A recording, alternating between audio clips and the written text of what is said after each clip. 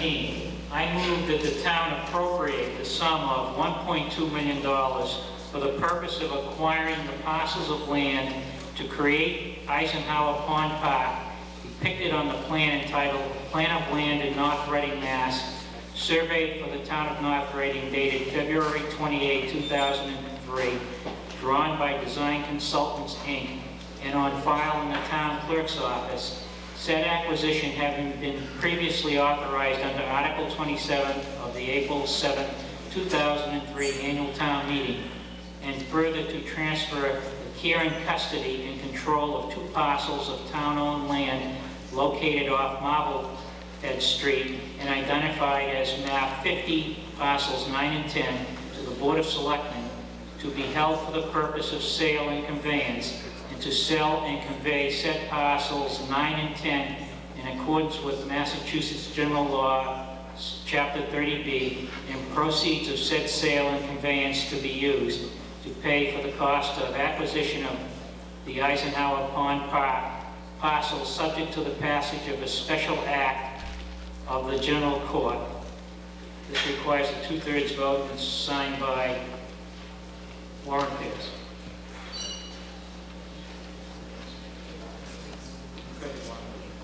Thank you, Mr. Moderator. Just a quick explanation as to why there were changes in the way it was written. A couple of things. One of them being that we didn't have the amount specified in this because we've now had all of the appraisals done, so we had all the amounts, so we were able to put an amount in there. And town council redrafted this to make sure that it met all of the conditions that we needed to meet in order to present it tonight. What we have is just a very short, I'm not going to ask for any extra time, we're just going to go through a quick review so people understand and remember what it is that we're doing here. So at this time I'd like to give you just a quick overview of this department. Thank you. For those of you who are at town meeting in the spring, some of this may look familiar.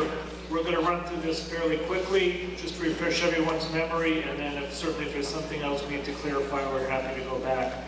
By the way, I'm James Vassar with the BSC Group. I'm here on behalf of the Commission to make this presentation. First of all, just where we stand in the process, as has been stated earlier, in April town meeting, there was a unanimous vote to acquire property to create Eisenhower's Pond Park.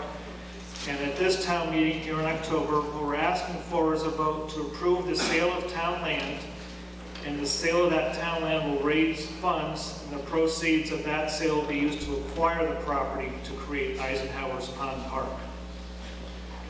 One of the questions you may have that came up in the spring was, what's this going to cost me? Well, one, as you will see, the funding is not coming out of the town budget. Therefore, it's a unique opportunity to acquire the land without using any taxpayer money.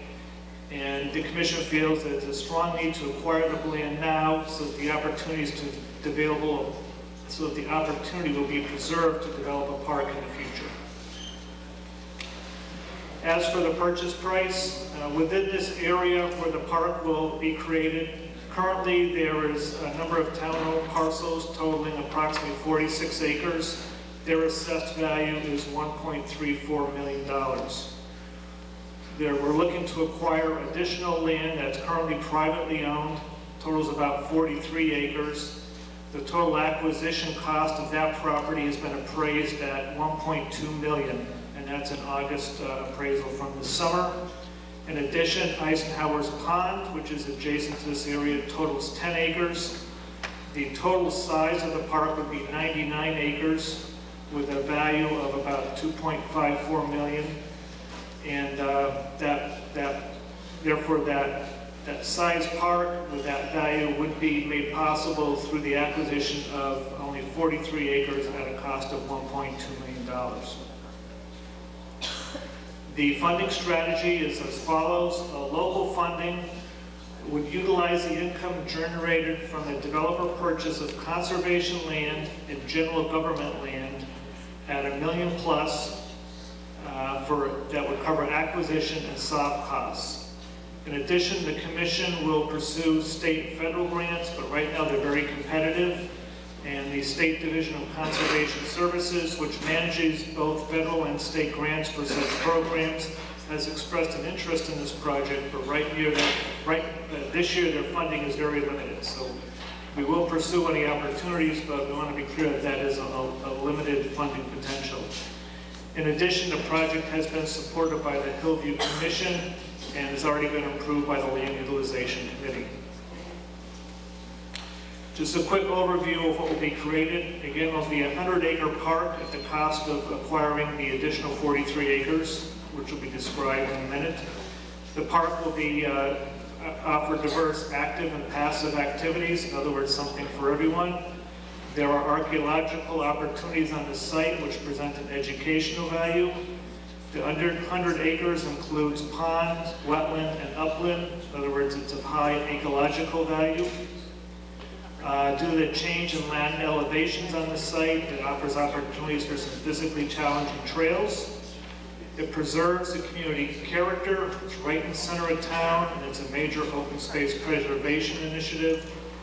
And the proposed use is low impact versing housing development, which the pressure is on that property now for it to be developed for housing, resulting in long-term tax benefits.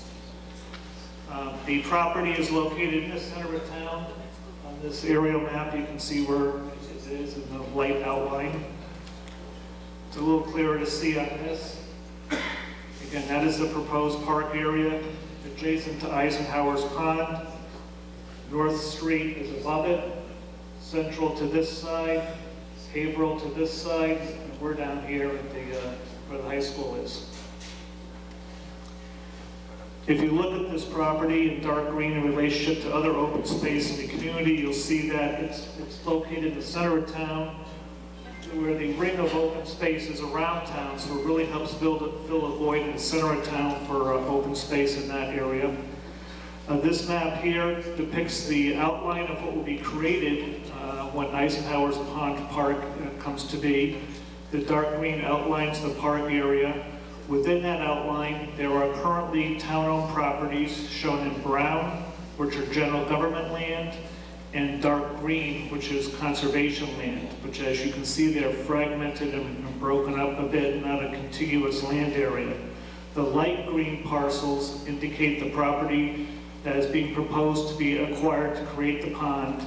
But within that area, you'll also see parcels that are remaining white in color. Those are parcels where there are currently houses, and those parcels are not being proposed for acquisition. So those will remain in private ownership. Looking at that previous map, this is a summary of the parcels. Again, there are about 40 parcels. They were currently town-owned. Those were shown in the dark green and brown color. There is private land that those parcels do not contain any homes. There are 39 of those parcels. Those were indicated in the light green, and that's what's being proposed to be acquired. That would create a land area of 89.4 acres of parkland in addition to the 10-acre pond. The total proposed park area would be 99.4 acres, or approximately 100 acres. In addition to that, the privately owned land with homes would remain in private ownership, and those total about 10.2 acres, and there are 9 of those parcels. It's just a very quick overview of what is within the property. A number of different natural community areas. One, the site has quite an extensive system of wetlands. Obviously, Eisenhower's Pond Park. There are also some streams, wetland areas, and a vernal pool on the site. This is a picture of the pond, which I'm sure many of you are familiar with. On the fringes of the pond, you start to transition into some wetland areas. Another example of that, this is a picture of the vernal pool that's on the site. Again, some streams and brooks run through the site, feeding in and out of wetlands, eventually down into the pond. In addition, there are dry areas consisting of pine forest,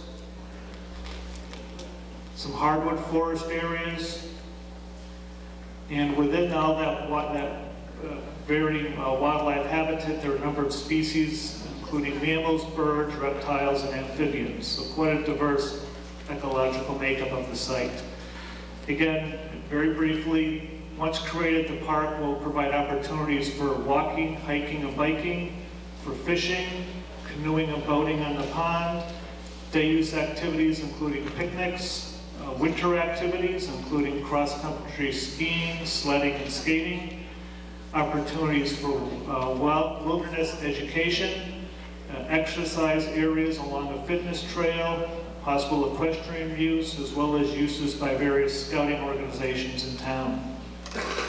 The timeline for the putting together this park, first two items have already taken place. One was the town meeting vote in April to authorize the creation of this pond and this park.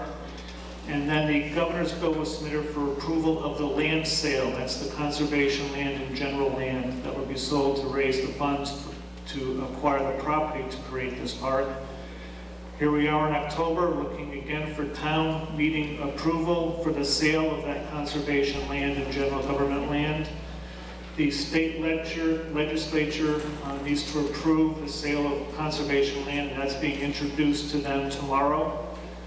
If everything goes well, the sale of town property at auction would occur this fall, with the selectmen adopting an order of taking next spring, followed by recording that order at the Registry of Deeds, and then presenting pro tanto payments to the landowners next spring. Meaning that by next summer, the town could have a very valuable and terrific new park in the center of town. Again, just to wrap things up, the result will be 100 acres of prime wildlife habitat, diverse active and passive recreational uses. In addition, this plan would provide safe and adequate access to the existing homes which would remain there. The town would have better access to Eisenhower's Pond. There would be long-term tax benefits, and most importantly, the quality of life in North Reading would be preserved for future generations. And with that, we ask your consideration on this vote, and be happy to answer any questions you may have. Thank you. Woman at the microphone. Thank you, Mr. Acting Moderator. Ellen Blue, 121 Chestnut Street. I think like everybody in town, I think it's a great idea and I'm very supportive of it. I just had one question of clarification with regard to the parcels that are being sold on Marblehead Street. I understand that it had to have approval at the state level to actually make the sale of that conservation land. And I'm just also concerned, have we cleared this all in terms of any heirs to the person who deeded that property and so forth, so that we know it is totally free, clear, please? Yeah, my understanding is that was all researched and taken care of. And actually, one of the reasons for the change in some of the wording in the article is that we had anticipated that the government would have been heard by now, and we would have the vote. And in fact, as you mentioned, it's going to be tomorrow, or the day after. So we had, for the sake of one day, we could have had it wrapped up. But because of that change, that's another thing that we've just one more day we have to wait on. So there's no fear of any reprisals? No. Relatives showing us? We're all set. Okay, thank you. Mr. Bagan?